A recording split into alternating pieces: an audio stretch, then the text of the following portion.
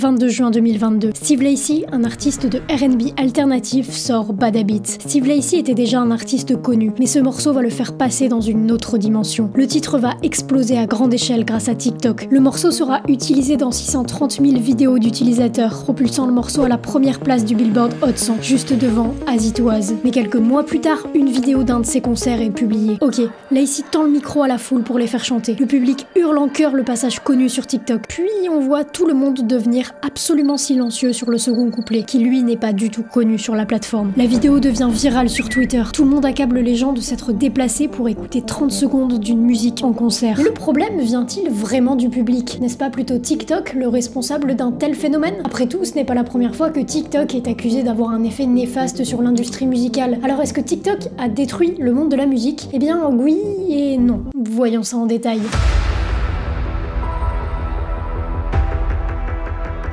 TikTok a eu plusieurs conséquences négatives sur le milieu de la musique. La première étant simplement que la plateforme bride la créativité musicale des artistes. Certains appellent ça le Olivia Rodrigo Effect ou encore le Mad at Disney Effect, bien qu'en réalité ni l'un ni l'autre ne soit coupable de cette tendance. Mais peu importe qui est le coupable, parlons plutôt de l'effet en lui-même. Le Olivia Rodrigo Effect consiste à composer une chanson en pensant durant la phase de composition à la viralité qu'elle pourra avoir sur TikTok. Il faut trouver un gimmick qui pourra être repris extrêmement facilement et donner lieu à une trend. Cet effet a commencé avec Drake en 2020 avec le morceau Tootsie Slide. L'artiste canadien ne s'en est pas caché. Le morceau était conçu très spécifiquement pour buzzer sur TikTok, le refrain et la danse ayant été pensés pour donner lieu à une trend. Et ça a fonctionné. Aujourd'hui, 2,6 millions de vidéos ont été réalisées par des utilisateurs sur TikTok et le son est à l'époque devenu numéro 1 dans le Billboard. Depuis, beaucoup d'artistes, notamment des artistes absolument inconnus au bataillon, se sont mis à composer en cherchant la musique TikTok Formula, à savoir la recette qui permettrait à leur son de devenir une trend. Cela passe notamment par le fait d'utiliser des abréviations ou épeler des mots. On peut le voir avec ABCDEFU de Gayle, PS5 de Selemi Lessé ou Ilayu de Elijah Wood. Je n'ai pas les droits de vous passer ces morceaux, mais même si leur nom ne vous dit rien, je suis sûre que vous les connaissez, et ce, même si vous n'avez pas TikTok. La conséquence de tout ça est double. D'abord, beaucoup de morceaux commencent à se ressembler musicalement, et ensuite, plus grave encore, les artistes le vivent comme une contrainte. Certains artistes indépendants, notamment, se plaignant d'être limités dans leur créativité parce qu'ils savent que si le son n'est pas un peu calibré pour TikTok, il ne fonctionnera pas sur la plateforme. Et comme beaucoup d'artistes rêvent de trouver leur public ou au moins d'être un peu écoutés, eh bien ils cèdent à la pression. Et ce n'est pas la seule pression qu'ils subissent d'ailleurs, car pour qu'une musique fonctionne sur TikTok ou que vous ayez ne serait-ce qu'un peu de visibilité, il faut produire du contenu autour de cette musique. Beaucoup de contenu. Là où sur YouTube vous pouvez poster une vidéo par semaine, voire une vidéo toutes les 2 semaines, là où sur Instagram vous deviez poster en tant qu'artiste 2 à 4 posts pour espérer être visible, sur TikTok il faut au minimum poster une vidéo par jour. L'idée serait même d'en poster jusqu'à 3 par jour, ce qui fait 21 contenus vidéo par semaine. Ce qui signifie trouver des idées de contenu chaque semaine, les écrire, les tourner, les monter, les poster, essayer de répondre aux commentaires, et tout ça absolument tous les jours. Ça se rapproche quand même beaucoup du métier de créateur de contenu, non? C'est là où je voulais en venir.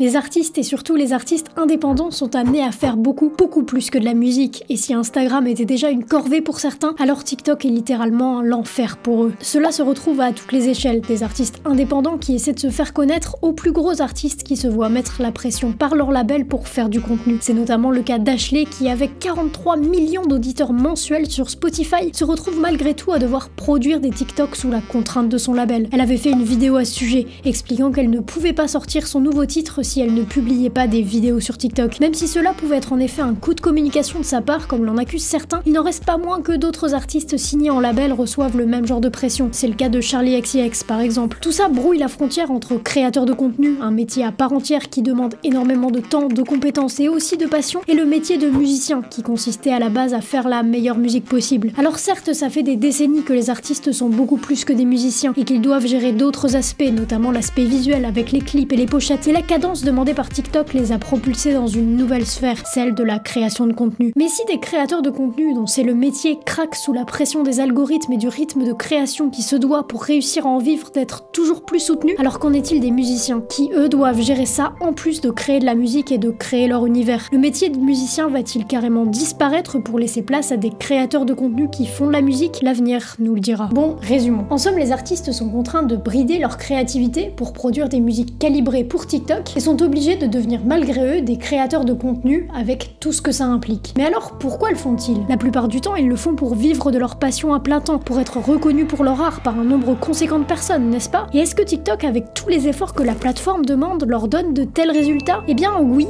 et non.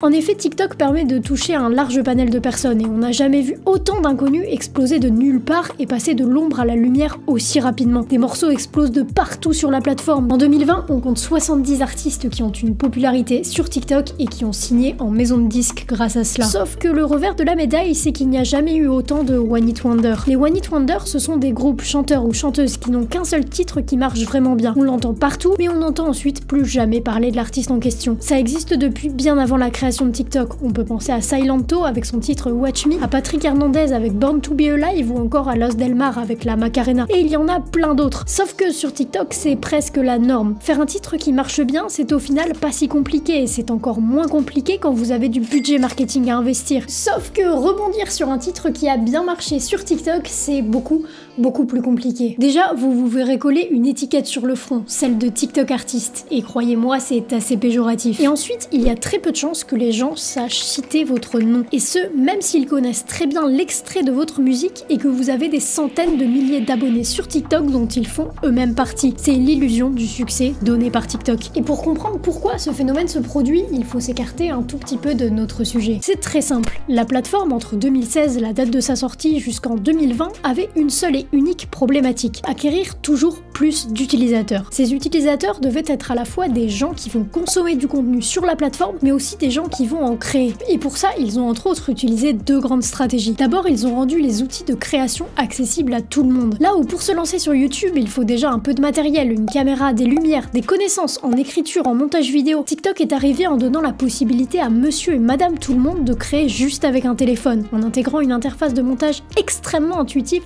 directement dans leur application. Et ensuite, ils ont distribué une visibilité insane à tous ceux qui se sont lancés sur la plateforme. Se lancer sur TikTok en 2019 ou en 2020 et être un minimum régulier, c'était s'assurer d'avoir des milliers et des centaines de milliers d'abonnés et surtout des millions de vues. C'est une super stratégie qui a été en plus amplifiée par le confinement, ce dernier ayant donné du temps à plein de gens pour leur permettre de créer des vidéos. Donc pari réussi pour TikTok, mais petit problème pour tous ceux qui créent sur la plateforme, l'attachement créateur sur TikTok est extrêmement faible. D'abord, les abonnements ont très peu d'influence dans le contenu qu'un utilisateur va voir. Et pour toi, la page principale sur laquelle on consomme du contenu sur TikTok nous propose la plupart du temps de tout nouveaux créateurs en permanence et pas à ceux à qui on s'abonne. Et ensuite, le contenu est court. Là où sur YouTube, vous allez passer des minutes, voire des dizaines de minutes en compagnie d'un seul créateur, sur TikTok, c'est au mieux 3 minutes et seulement une ou deux fois noyé dans des dizaines d'autres créateurs. Ce qui fait que vous avez peu de chances d'être attaché à chaque personne, voire même ne serait-ce que de vous souvenir d'elle. C'est là toute la différence entre créer une communauté et créer une audience. Une audience, c'est l'ensemble des individus exposés à un contenu, tandis qu'une communauté est un groupe humain dont les membres sont unis par un lien social. En bref, une audience vous entend,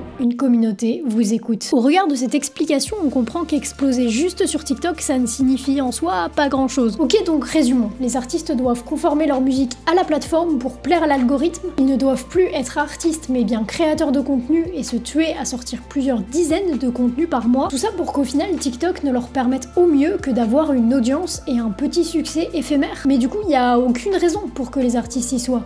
Si? Eh bien, si.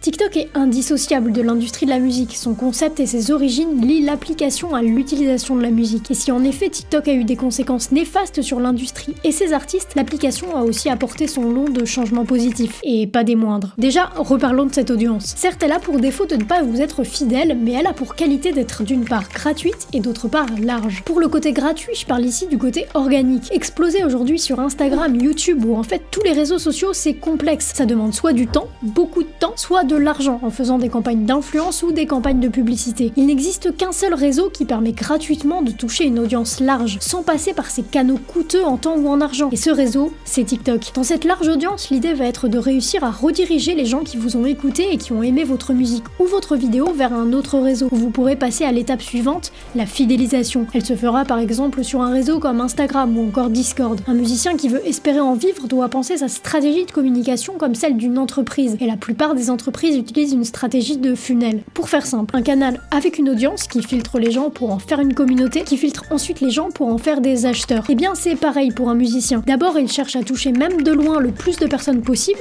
il convertit ensuite une partie de ces personnes en communauté qui vont beaucoup plus s'attacher à lui, écouter sa musique de manière régulière, et enfin il convertit une partie de sa communauté en fans/super fans. C'est eux qui vont acheter du merch et acheter des places de concert. Le moyen le plus simple et surtout le moins coûteux de construire ce premier canal tout en haut du funnel, c'est TikTok. Il faut juste bien garder en tête les objectifs pour lesquels on utilise la plateforme, c'est-à-dire d'une part la visibilité et d'autre part la conversion de cette visibilité en communauté sur un autre réseau. Et cette visibilité a un autre avantage dont nous n'avons pas encore parlé ici, la possibilité de signer un deal avec une maison de disques.